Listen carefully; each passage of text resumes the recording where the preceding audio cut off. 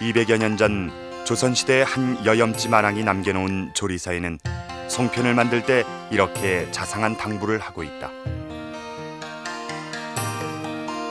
너무 잘고 둥글면 야하니 크기를 맞추어 빚되 솔잎을 놓고 찌면 유난히 맛이 좋다.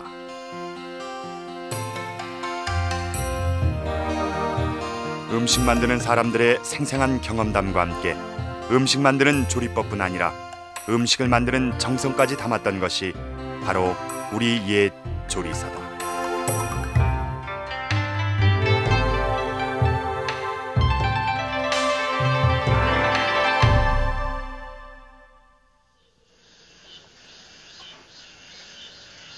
한 해 농산일이 거의 끝나갈 무렵 맞이하는 추석. 집 안팎으로 명절을 준비하는 사람들의 일손이 바빠진다.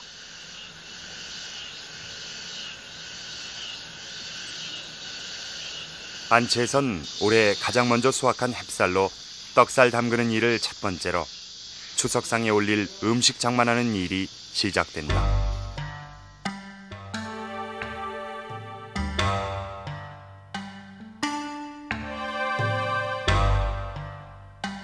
더도 말고 덜도 말고 한가위 같기만 하여라 하는 바람처럼 추석상엔 햇곡식으로 장만한 음식들이 그 어느 명절 상차림보다 푸짐하다.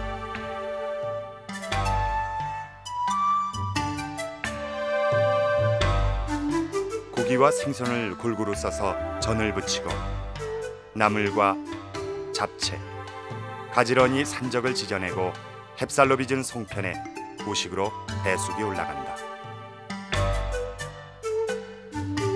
이렇게 푸짐한 추석 상차림에 빠지지 않았던 우리 전통 음식이 바로 닭찜과 토란탕이다.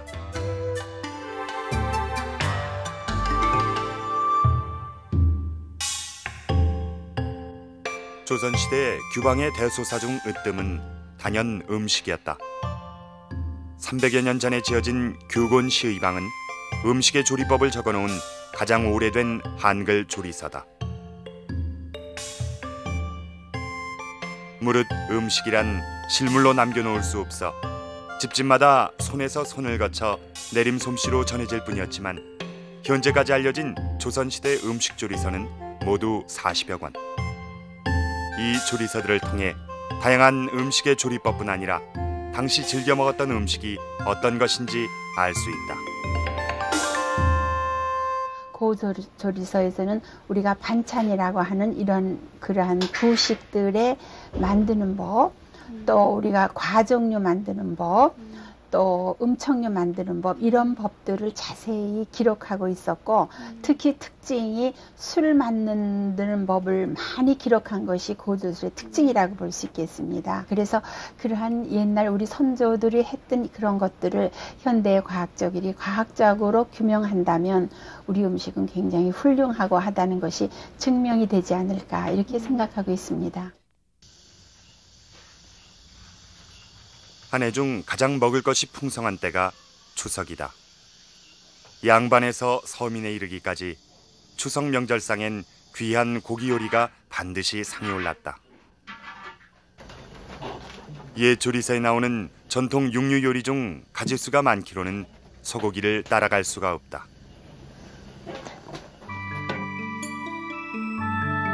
옛부터 농사를 모든 것의 근본으로 여겼던 우리에게 소는 농사에 없어서는 안 될 가장 귀한 재산이었다. 봄부터 가을까지 농산일에 소는 반드시 필요한 동력수단이었고 마땅한 교통수단이 딱히 없었던 터라 운반이나 이동수단으로 사용되기도 했다.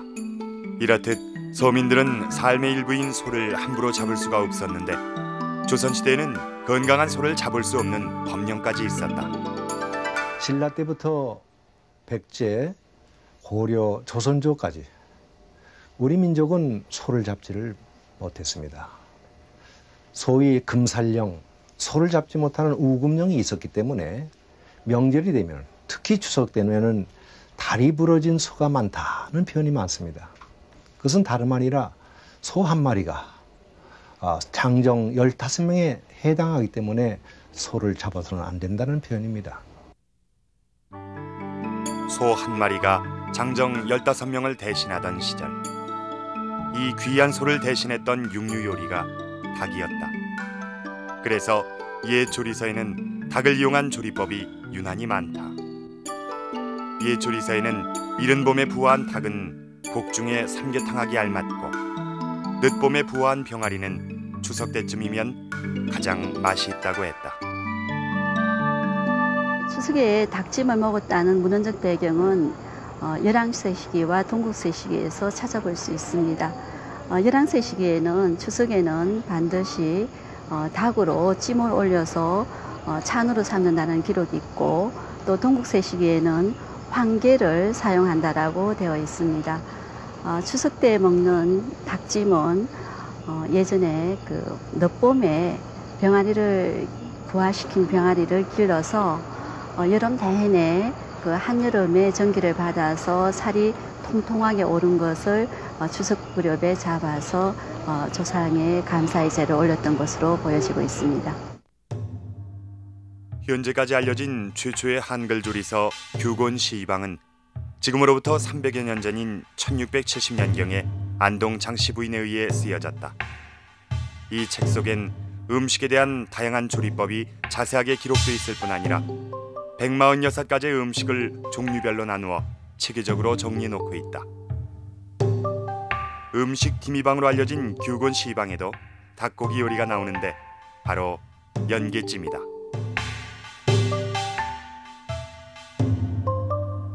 연계는 살이 부드러운 닭을 이르는 말인데 갖은 양념을 넣고 중탕하는 조리 과정을 자세하게 적고 있다.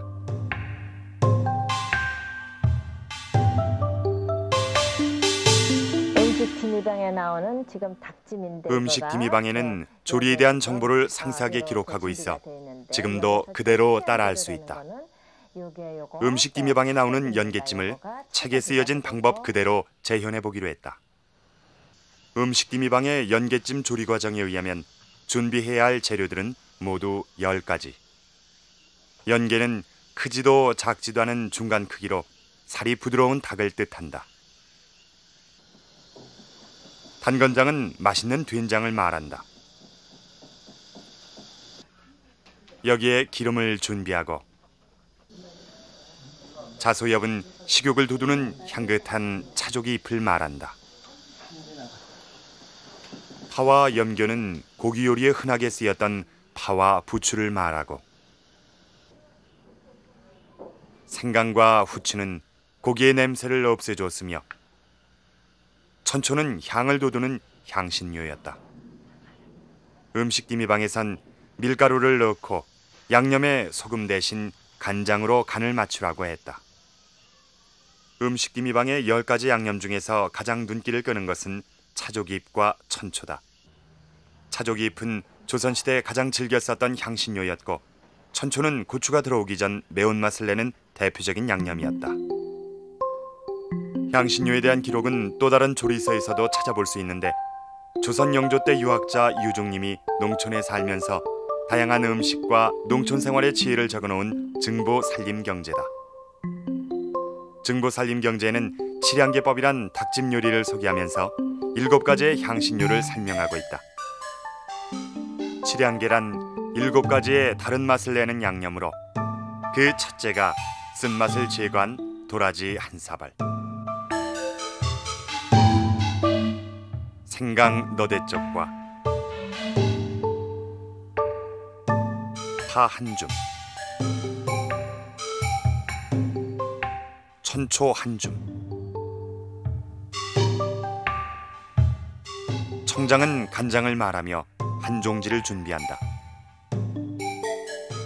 여기에 식초와 기름을 각각 반 종지씩 준비하며 이 7가지 맛으로 양념을 한 닭을 칠양계라 하였고, 증보살림경제에서는 칠양계법으로 요리한 닭찜 요리가 닭요리 중 제일이라 하였다. 그 향신료 같은 경우는 이제 그 닭의 누린맛도 적게 하지만은 그 향신료 자체가 항산화 능력이 있어요. 그래서 이 항산화 물질이라는 얘기는 노화를 예방하고 여러 가지 성인병이 결국은 그 항산화 능력에 의해 가지고 그 예방이 된다. 그 닭에도 아무래도 기름이 있기 때문에 오래되면 좀 산패가 되면서 산패수가 나거든요. 근데 이제 향신료를 이렇게 항산화 영양이 많은 향신료를 쓰게 되면은 닭의 그 맛이 변하는 거 이런 것들이 막아줄 수가 있기 때문에 저장 기간이 좀 오래돼도 맛이 그대로 유지가 되죠. 단된장을 조금 이제 음식 디미방에서는 연계찜을 만들기 위한 첫 번째 조리 순서로 된장을 체에 걸러 국물을 만들라고 했다. 조금만 더 봐봐. 여기에 기름을 섞어 부드럽게 만드는 것이 독특하다. 네. 요거가 아까 차조기라 그랬죠? 차조기. 이거는 좋은 향도 내주고 우리의 들깻잎처럼 음식의 향을 돋우는 차조기 잎을 잘게 썰어둔다. 파는 옛 조리서의 음식 재료로 가장 많이 등장하는데 이미 삼국시대부터 들여와 재배해서 먹었던 파는 가장 흔하게 쓰였던 채소류였다. 음식 디미방에선 부추를 염교라했고 부추 역시 한 줌 정도 짧게 썰어 준비한다. 이 모든 양념 재료를 고루 섞고 뱃속에 채울 재료를 준비한다. 여기에 고기 누린내를 제거하는 향신료로 부추와 함께 산초라고 불리는 천초를 넣는다. 여기다가 내줍니다. 채소가 많아 물기가 많이 생기는 양념엔 밀가루즙을 만들어 넣는 지혜를 동원했다. 밀가루를 넣으면 양념이 되직해져 닭의 뱃속에 넣어도 흐르지 않는다. 마지막 간을 이제 여기다가 해줍니다.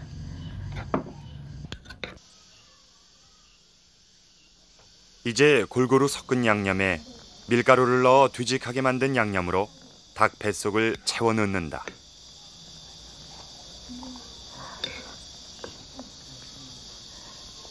자, 이제 이렇게 됐으면은 이렇게 속을 지금 많이 넣었습니다. 넣었으면은 얘를 이제 이렇게 그릇에다 넣고 중탕을 하는데 이 양념째로 이렇게 해서 중탕을 연포제에다 싸서 이렇게 해서 양념을 고루 채워 넣은 닭은 물에 적신 밥보자기로 잘 싸서 중탕하게 좋은 사기 그릇에 담는다. 들어가서 이제 찌러 갑시다. 보자기로 싼 닭을 넣고 뚜껑으로 봉하면 이제 중탕 준비는 다 된 셈이다. 자, 이제는 음식 디미방에서 자세하게 일러주는 중탕법은 다른 옛 조리서에서도 나오는 찜 요리 중 전형적인 중탕법으로 큰 솥 안에 물을 조금 넣은 뒤 건그레를 걸치고 그 위에 그릇을 얹어 음식을 익히는 방법이 그것이다. 그럼 이제 요거 넣읍시다.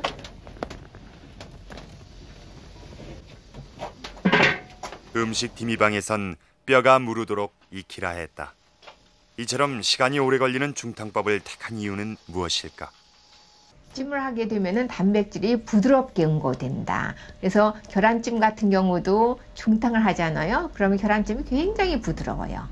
직접 이제 그냥 여론이 직접 닿는 것보다 중탕하기 때문에 간접적으로 닿기 때문에 단백질이 부드럽게 응고되고 고루 있게 되죠.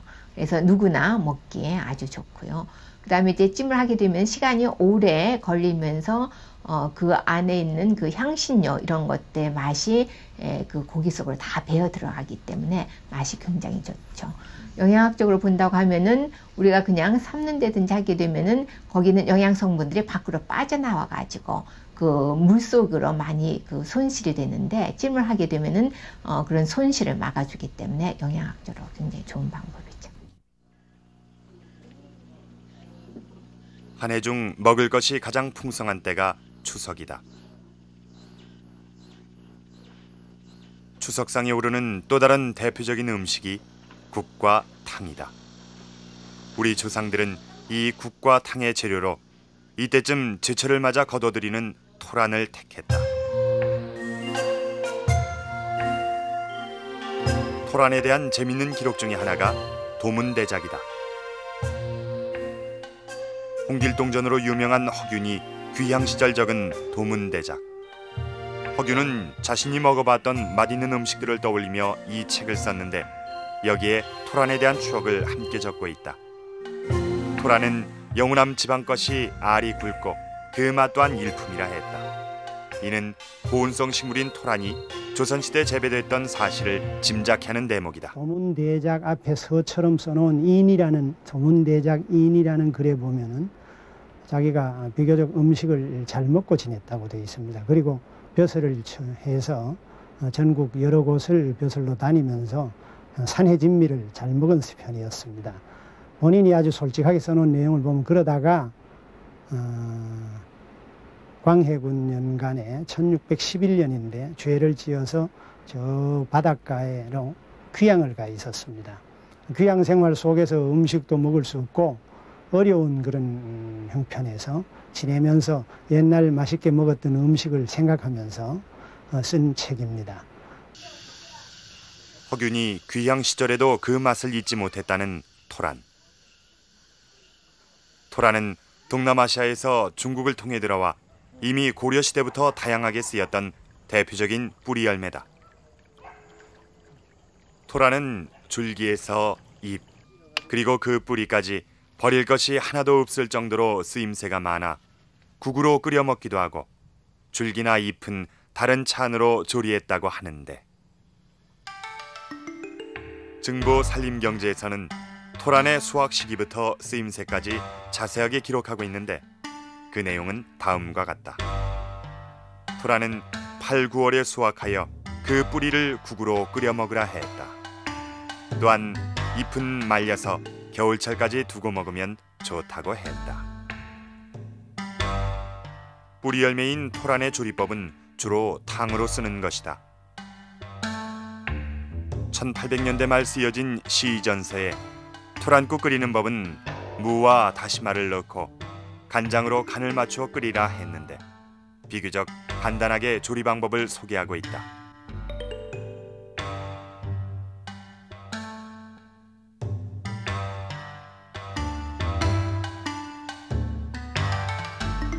시전서보다 50여 년 뒤에 나온 조선무상 신식요리 제법. 조선무상 신식요리 제법은 밥 짓는 법에서부터 장 담그기, 술 만드는 방법까지 600여 가지가 넘는 방대한 조리법을 소개하고 있다. 그중 50가지의 국 끓이는 방법을 소개하고 있는데 그 중에 하나가 토란국이다. 조선무상 신식요리 제법엔 3가지의 토란국 끓이는 법을 소개하고 있는데 토장국으로 끓이는 법, 맑은 장국으로 끓이는 법, 그리고 토란 완자를 빚어 육수에 넣는 방법이 그것이다. 씻혀서 다시 채반에다가 조선무상 신식요리 제법에 나오는 3가지 방법 중 하나인 토란 완자를 빚는 토란국을 재현해 보기로 했다. 흔히 생토란의 껍질을 깎을 때 손끝이 아리곤 하는데 이를 제거하기 위해 쌀뜨물에 담그는 방법을 택하곤 했다. 자, 이제 우리가 삶으러 갑시다. 하지만 조선무상 신식요리 제법에선 껍질채 소금을 넣고 삶은 후 껍질을 벗기라고 했다. 자, 그러면은 이제 솥에다가 소금 좀 넣고 소금을 넣은 뜨거운 물에 토란을 삶게 되면 토란의 수산 석회 성분이 물에 녹아 빠져나가게 된다.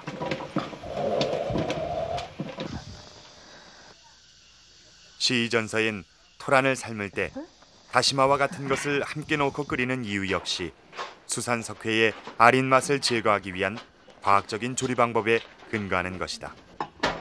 그래서 핏물을 충분히 뺀 토란국은 토장국으로도 끓이기도 하지만 양지머리로 육수를 낸 맑은 토장국이 널리 알려져 있다. 자, 여기다가 마늘, 생강맥주, 파, 핏물을 뺀 양지머리에 누린내를 없애기 위해 보통 마늘, 생강, 파, 다시마를 넣는다. 되겠어요.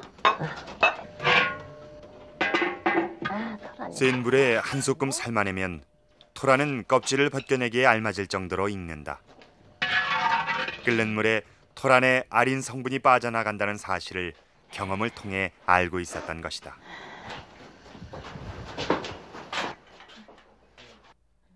아리고 떫은 맛을 뺀 토란의 맛은 아유, 감자와 고구마의 중간처럼 담백해서 조리하지 않고 감자처럼 소금에 그냥 찍어 먹기도 한다. 손질해가지고 이거를 양지머리 국물 기름기 다 걷어. 토란엔 특유의 미끌거리는 성분인 네. 무틴이 들어있다. 보통은 이제 같이 끓여서 토란으로 완자를 만들기 다시마 위해서는 집어넣고, 우선 으깨어 무 좀 같이 체에 집어넣고 곱게 이렇게 걸러야 해서 하는데 보통은 이제 푹 삶아야 네. 으깨기 쉽다. 여기에다가 이제 요거를 체에다가 이제 내려봅시다. 삶은 거를 토란탕을 푸근하게 해서 끓여서 추석 때 이제 먹게 되는데 무척 힘든데 요거는 조금 이제 특이한 방법이 되겠어. 이제 양념을 만들어서 완자를 만듭시다. 알맹이가 없도록 으깨놓은 토란. 이렇게 여기에 넣어주고. 갖은 양념을 하는데 나갔죠. 자, 이렇게 해서 얘를 기본적으로 간을 좀 해주고요. 양념할 거를 조금 만들어 봅시다. 소금, 간장, 우선 소금으로 간을 맞추고 파 간장, 파, 후추를 차례로 넣고 섞는다. 이 정도 양념해서 고기에 이제 같이 양념해서 저 토란하고 같이 잘게 섞어서 다진 소고기를 토란과 1:1 분량이 되도록 섞는다. 이거가 조금 하기가 조금 힘들죠. 수저로 하니까. 참 맛있을 것 같아. 손이 아주 많이 가죠. 손에다가 기름을 한번 이렇게 딱 칠해서 이렇게 해서 하면은 안 완자를 만들 땐 손에 기름칠을 미리 해서 손에 토란이 달라붙는 것을 막는다.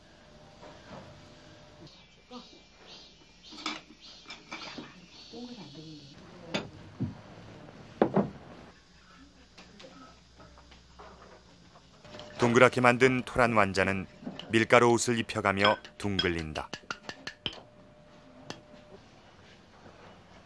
이게 아까는 질어서 잘 안 되는데 밀가루 옷을 입힌 토란 완자는 계란물을 적셔 뜨겁게 달군 번철에 볶아내는데 이렇게 토란 완자를 만들어 국을 끓이는 방법이 특이하다. 토란국은 방법상으로 특이한 방법으로 완자를 빚어서 끓이는 방법이 있는데 그 방법은 소고기와 토란을 으깬 다음에 한테 완자를 만들어서 곰탕에다 끓이는 방법이 있습니다. 이 방법은 좀 더 기교적인 그 솜씨가 들어가게 되고 그리고 훨씬 더 맛을 내는 데 있어서 특징적인 하나의 그 요리법이라고 할 수가 있습니다.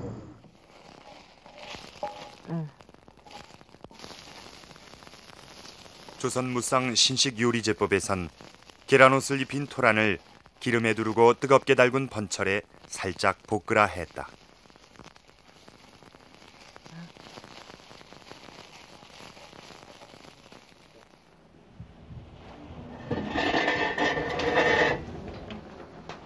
토란탕의 육수는 소금으로 간을 해서 맑은 장국을 쓴다.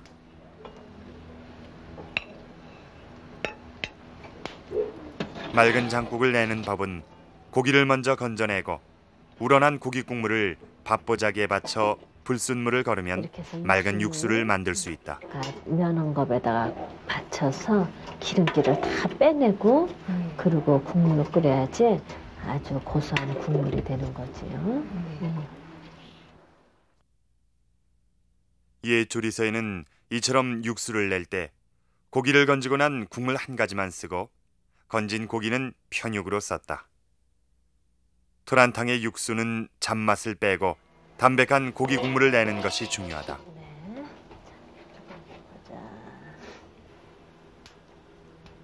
맑은 육수에 토란 완자를 넣고 끓여내면 토란탕이 완성된다.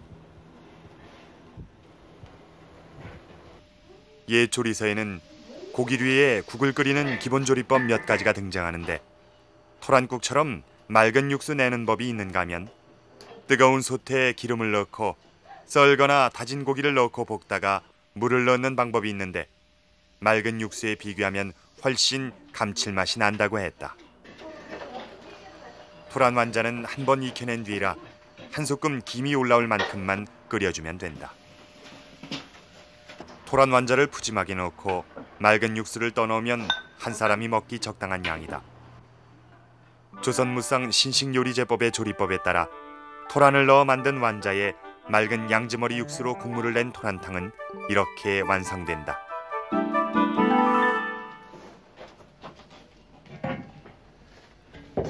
가마솥에 익힌 닭찜은 뼈가 무를 때까지 5-6시간은 좋게 걸리는데 오랜 시간 동안 양념이 골고루 닭 속에 스며든다.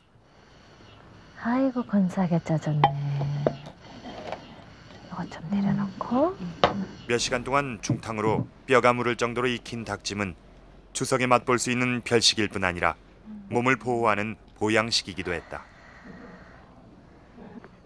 중탕으로 익힌 닭은 쫄깃하면서도 부드럽다. 되겠어요? 된장을 비롯해 갖은 양념과 닭의 육수가 빠져나온 국물 맛 또한 구수하다.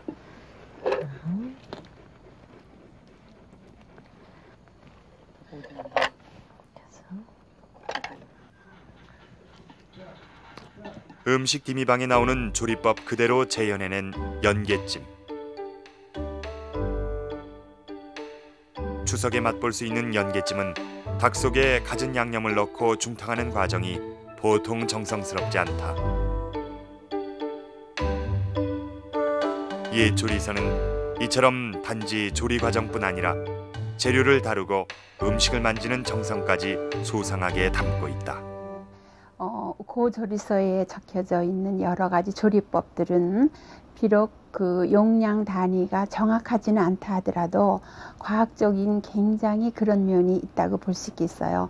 예를 들어서 고기 요리를 할 적에 마늘을 집어넣어서 파를 집어넣어서 누린내를 없앤다든지 또 후추를 집어넣어서 없애는 이런 방법도 있고, 우리 후손들이 공부할 때는 앞으로 모든 것을 정확히 기록할 수 있는 이러한 기록하는 습관, 그래서 현재도 남아있고 우리 후손들도 그거를 가지고 이 시대에 있었던 음식들을 공부할 수 있는 이러한 기록을 남기는 것이 중요하다 하는 생각을 하고 있습니다.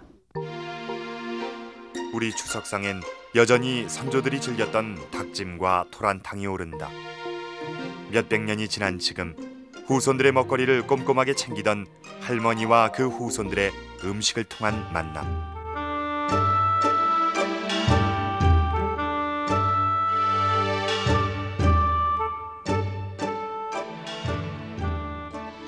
안동창 씨 부인이 후손들의 먹거리를 챙기며 남긴 이 당부는 옛날 조리사가 오늘 우리에게 주는 의미를 대신하고 있다.